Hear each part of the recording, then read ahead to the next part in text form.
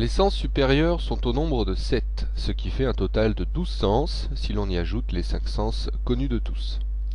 Ainsi on retrouve dans les sens supérieurs la télépathie, phénomène déjà bien connu. Il s'agit de la faculté de percevoir les pensées d'autres entités et les autres aspects de la personnalité. La bilocation ou multilocation, ou possibilité de plusieurs manifestations holographiques simultanées en plusieurs endroits, dimensions voire densités différentes. Ce sens n'est réellement et totalement développé et maîtrisé que chez les avatars et au-delà. La possibilité de changer de forme de manifestation, un sens lié à la deuxième densité et donc au-delà. La faculté de projeter sa conscience, même dans un endroit éloigné et instantanément. Ceci peut aussi se développer avec plusieurs projections simultanées, sans qu'il y ait de limitation et sans que la conscience soit dans un état de confusion. Les deux derniers sens ne concernent ici que les avatars totalement réalisés, c'est-à-dire avec 12 brins d'ADN totalement activés. Donc les rishis, pure conscience lumineuse en 5e densité, et les écarts. Un de ces sens permet la démanifestation, c'est-à-dire passer de l'état d'avatar à la pure conscience lumineuse, et l'autre sens permet la manifestation d'un rishi dans les densités de manifestation. Les 4 premières, c'est la faculté de prendre une forme de manifestation.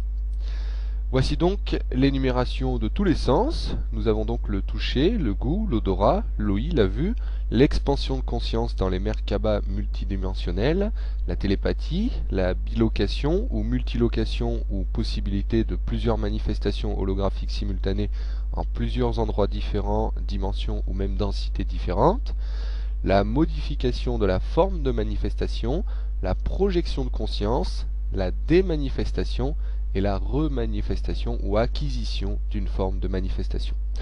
Plus on développe les perceptions sensorielles supérieures, plus on développe sa conscience au niveau de sa finesse, de sa profondeur, de son étendue.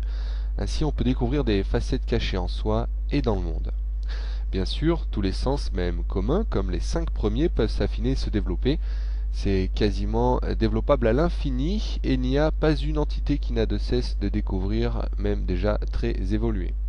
Ceci image bien l'infinie richesse de la création et montre le potentiel que l'humanité possède et longtemps réprimé artificiellement. Pour développer ces sens, il est fortement conseillé de se préparer longuement et assidûment, de se purifier en totalité, à la fois des miasmes karmiques, des implants et distorsions de toutes sortes, bref, de tout ce qui peut interférer et troubler. Et vous pouvez aussi, avec cette acuité, déceler les insertions holographiques et l'intériorité, la nature réelle de toute entité. Ceci, c'est la royauté de l'humain qu'on lui a volée, mais temporairement.